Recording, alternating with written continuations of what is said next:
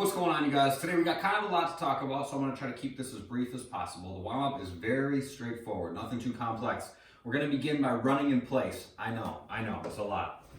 Whew, you guys needed a demo on that. You needed a demo on that. After that, we're doing half burpees, so we don't go all the way down to the ground. Jump back to a plank, jump and clap overhead.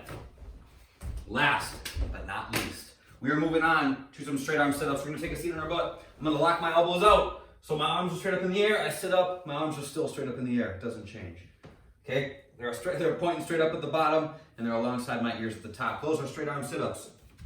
The workout today, we got 2 8-minute workouts to take on, each of which is gonna have what you can think of as like a buy-in. So you're gonna try to accumulate as many rounds and reps as possible in the 8-minute workouts, but before you can begin to accumulate those things, you're gonna have to do a handful of other movements to get into it. So the equipment version, that other movement is going to be a dumbbell snatch plus an overhead squat. So I'm going to start with one dumbbell, okay? The dumbbell starts between my feet. The snatch takes the dumbbell from the ground and gets it all the way up to overhead. Once it's there, I do an overhead squat, okay? If you can't do the overhead squat, you can bring the dumbbell back down from overhead, put it on your shoulder and do a front squat. That would also do the same trick. I'm going to pack my shoulders. I'm going to squeeze my belly so I keep my back flat. I'm going to bend my knees, reach down, grab a hold of the bell, and then I'm going to bring the dumbbell all the way up to overhead in one motion. It's going to look like magic, I know. One motion. My hips do the work, come all the way up to overhead. Okay, when the dumbbell's here, I squeeze my belly, I'm looking straight ahead, I squat down, and then I stand back up. Okay, again, if that's too much, bring the dumbbell back down to your shoulder and do your squat there. Then I switch sides, touch the dumbbell to the ground, switch hands, snatch, overhead squat, okay? Just like that. So I go up to 30 on those. Snatch, overhead squat, back and forth as you go. Once we get through with those, we're going to be working on some sit-ups. I want to make sure I got this thing right. Sit-ups are first. I lay down, throw my arms, and sit all the way up. These are pretty straightforward. You guys know them. You love them. After that, we're doing lateral jumps over a dumbbell. So I set up the dumbbell like this. I jump back and forth. Okay? Back and forth is one. So over and back. That's what you got to do to get one rep. Last thing we're doing is a dumbbell push press. So both dumbbells this time, because one's not as fun. Dumbbells on your shoulders, you're going to squeeze your belly. We're going to dip, drive, and push them to overhead. So the finished position is locked out above me. Okay, come back down, dip, drive, and press. So you do those 30 reps back and forth of the snatch plus the overhead squat. When you get done with that, then you get into your 20, 15, 10, and you continue to cycle through that 20, 15, 10 until the 8 minutes is up. The snatches only happen once. I know you guys love to do many sets of those, but only once. When that 8 minutes is up, you rest for 2 minutes. 2 minutes is plenty of time. You'll be fully recovered, no big deal. And then we start the second 8 minutes with the same thing. 30 snatch plus overhead squats, okay? Kind of a lot of them. So adjust the weight, go down to a lighter dumbbell if you have that option, or maybe just take on the body weight version for part of this. After that, for the second 8 minutes, it's gonna start with 20 sit-ups, okay? Same thing we did. Then you're gonna go high knees, so we're trying to get our knee up to the level of our hip.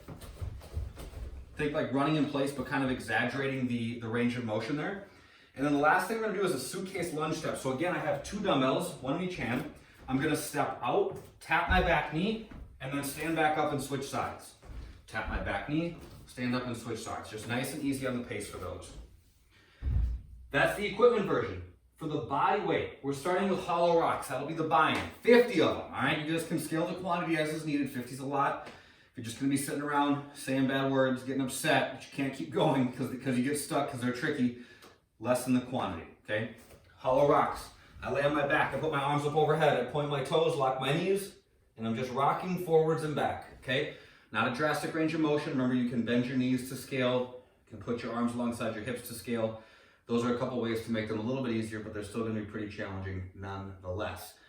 After that, we're getting into some sit-ups. We already talked about those. Lateral jumps over a 6-inch target, and then push-ups. So for the jumps over a 6-inch target, think something that's roughly the size of the dumbbell, okay? Like a box of Kleenex, a hat, I don't know, pick something. Get something around the house and jump over it. Something that if you land on it, you're not gonna break yourself or the object.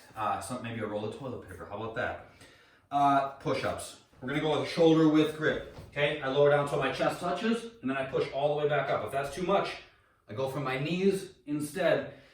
But the range of motion doesn't change unless I elevate the ground intentionally. So if I put like a book or a couple books between my hands, That's a way to lessen the range of motion, but know how far you're going every time. That's how we can track if we're getting any better, okay?